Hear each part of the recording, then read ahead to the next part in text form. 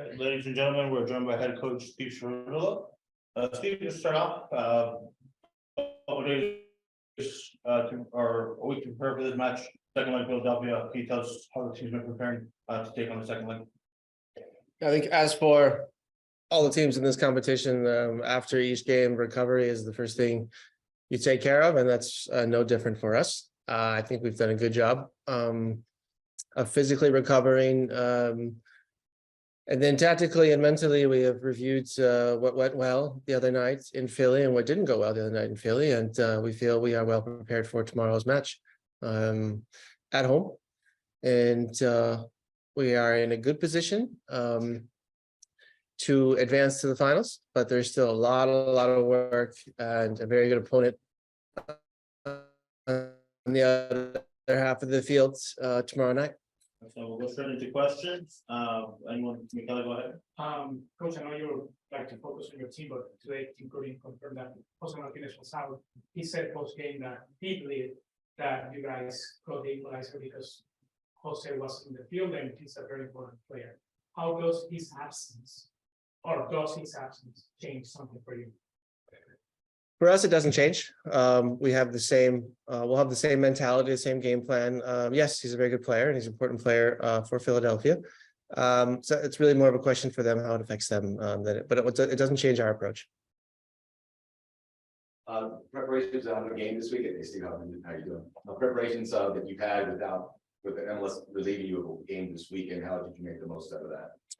Recovering first, physically and mentally. We've had a lot of travel in the past couple of weeks, so that's all out of our bones. And I think our team is excited to be playing at home again in front of our fans with the opportunity of advancing into a Concacaf Champions League final. Because of the way Philadelphia plays, some would say they're a better road team in many ways because they can press and they can make teams dictate towards there. Do you see a dynamic with that when from home and away? I haven't seen Philadelphia a couple of times now the last few months. I would disagree. Yeah. I think the record speaks for itself. It's a good team regardless whether home or away, and they have a very particular style of playing, and they stay true to that, and that's what makes them dangerous. They don't go left or right; they go straight ahead, and they are predictable amongst one another. Every player in their squad and their organization knows what to do and what moments, and that's what makes them good. We obviously have identified that. We have our own way of playing, and we feel we match up well against them, as I'm sure Jim also says. So it's as always going to be a very tight match against them. Now the club is willing to give an inch, and I think it's a fantastic matchup, one we're looking forward to, and trying to use our home field advantage to be just a little bit better tomorrow night. There's a lot of respect with Jim, and obviously saw because Ante were teammates with him, but just kind of like a different coach manager going through early stages of what kind of you're doing as well. Do you guys ever exchange some stories or thoughts about the process? Sure, I had a nice conversation before our match in Philly, and it's been a pretty congested schedule for the organizations who are involved in Champions League and now Open Cup as well. And then MLS, it's been crazy, and it's going to continue to be crazy, and a lot of work. And that's something Jim and I spoke about, but we both love what we do, and I think both staffs are well equipped for all these games, and we wouldn't want it any other way. Obviously, you studied the last game last week in that, but the fact is that they have to score at least one goal. And have you gone back to MLS Cup recently, because they scored 3 goals in that game? And if you did, you saw something that you might want to fix, or that you think wanted to fix? No, I think there's enough information from our game in Philly to go off of. We didn't go back as far as the final. It's you just look at the teams, very different teams. So the different names, the starting lineups are similar, but both teams were in a different moment, physically and mentally. It was the final game of the season. This is a little different. And in the final, there's obviously no awarding away goals, and there's no preset conditions going into the game. It's you win, and you lose, you lose. So this is a little different. So no, we did not go back and look at that. A little question on Zoom. Brian, take it away. Thanks, Alonso. If you have a question for Coach please raise your yellow emoji hand. I'm going to start with Jonathan Tannenwald. Go ahead. Thanks. Hi, Steve. This is Jonathan Tannenwald of the Philadelphia Inquirer. You alluded to this a moment ago, that there were some things that you thought didn't go so well for your team in the first leg, and I was wondering if you might be willing to expand on what those were. And I heard you mention the word predictable at one point a moment ago when referring to Philadelphia, and some coaches will say that's a compliment and some coaches will say it's not a compliment. And I wonder which it is for you. Thank you. I'll answer the latter part of your question first. Predictable for me means amongst themselves. So it's 100% a compliment. So they train in a manner. I'm assuming I'm not there every day, but the end result is so that I can come to the conclusion that every player knows what to do in every moment of the game, and that makes them amongst themselves very predictable, which is a huge compliment. They have a clear way of playing, and they're quite good at it. And they feel comfortable in that, and they have also the next step in an organization is to then build a roster around a style of play, which they've done as well. So the players they bring in and the attributes they bring fit that model to a T, and that's why they've had so much success over the years. And for me it's logical and smart, and it's something we now have been able to see a few times and feel a few times, and we feel we are also equipped to beat them, but it's going to take a very good performance. Okay, we'll go next to Justin Ruderman. Hi, Coach. You mentioned here that they're obviously predictable. You know the way that the Philadelphia are going to play, and you also mentioned that it is a little different now that there's the 1-1 going into the game rather than it just being a clean slate. Do you think that is going to change the way that Philadelphia play in any way, that they do need to score a goal? They can't just be a defensively solid team that they're built on? I do not. I think it'll look similar to the other night, their performance and their approach to the game. They came out and played an excellent first half and gave us some problems. And that's the Philly I expect tomorrow night. Bueno, sabemos que va a ser un partido súper complicado, ya lo vimos en la ida, fue un partido súper exigente para nosotros. Ellos tienen las ideas muy claras, sabemos cómo juegan, pero te llevan absolutamente al límite. Entonces, nosotros creo que hicimos un partido bueno, competimos bien, pero con muchas cosas para mejorar, y es lo que hemos hecho durante toda esta semana, que además ha sido una semana completa y una semana larga, donde hemos podido mejorar lo que nos faltó en el partido de ida. Yeah, certainly your thoughts on the first leg against Philadelphia. It's a complicated game, and what we expect the second leg to be kind of similar to that. What we saw in the first leg is they have clear ideas, and we know their game, but it takes you to the max and to the limit to finding your best potential. I think we made a good game, and we did identify some things to adjust, which is what we've done throughout this whole week, that we've had the chance to analyze and prepare for the second leg. We'll go through 2 questions on Zoom. Brian, go ahead and take it away. Thanks very much, Alonso. We'll go straight to a familiar hand. We'll go to Jonathan Tannenwald. Thanks. Hi, this is Jonathan Tannenwald of the Philadelphia Inquirer, and Alonso and everybody, I apologize that my Spanish isn't as good as I'd like it to be, so I'm going to ask the question in English. Steve was in the chair a few minutes ago talking to us, and he mentioned that there were some things that went well in the first game and some things that he thought did not go so well. And I'm wondering what, in terms of things maybe that did not go so well from your perspective, what you think those things would be. Thanks. Sí, entendí. Creo que lo que no fue del todo bien fue nuestro posicionamiento. Tácticamente estuvimos un poco desordenados para lo que somos. También en las transiciones, tomar buenas decisiones.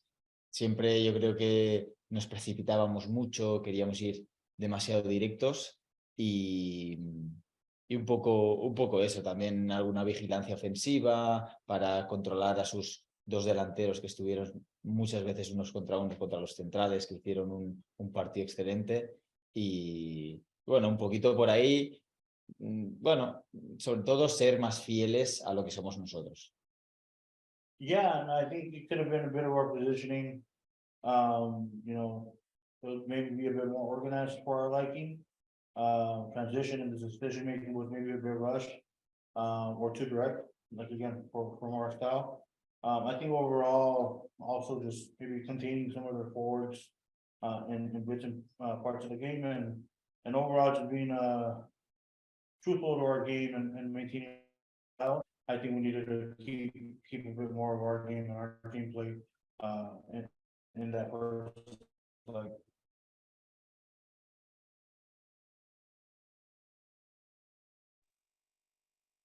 Thanks for that. Let's go to Ramon Cortez. Buenas tardes, Valencia, un gusto de nuevo. Preguntarte, en estas semifinales y en la liga, ¿cómo han trabajado tú y tus compañeros para procesar el cansancio físico y mental? ¿Y cómo lo reflejan en esta vuelta? Sí, bueno, el trabajo físico, pues bueno, la verdad que yo creo que tenemos una plantilla bastante buena a nivel no es muy larga, pero es bastante completa. Y bueno, hemos visto muchos partidos que hay rotaciones y el equipo lo nota poco. Entonces, con eso gestionamos. Aquí la verdad que tenemos un servicio médico muy bueno y un servicio de preparadores físicos muy bueno que gestionan muy bien el tema de las fatigas, el tema de los entrenamientos y nos ayudan a estar descansados y preparados para el siguiente partido. Muchas gracias. How you've been, the physical, mental aspect, given so many teams you guys played. Yeah, no, we had a very deep squad where we're very well-rounded and complete. So when there's been rotations in the roster, you really can't notice any difference on the field. And on top of that, we have a great medical staff and great physical training staff that keep us in shape and keep us treated well, so we can recover.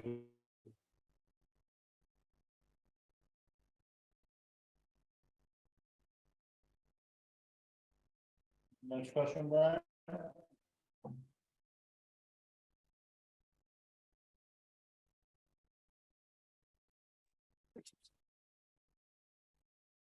Okay, any final questions?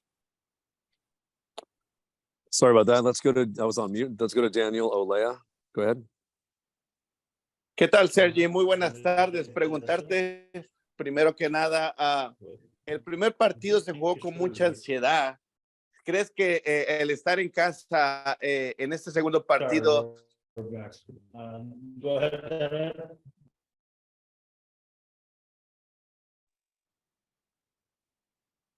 Sorry, did you not catch that question?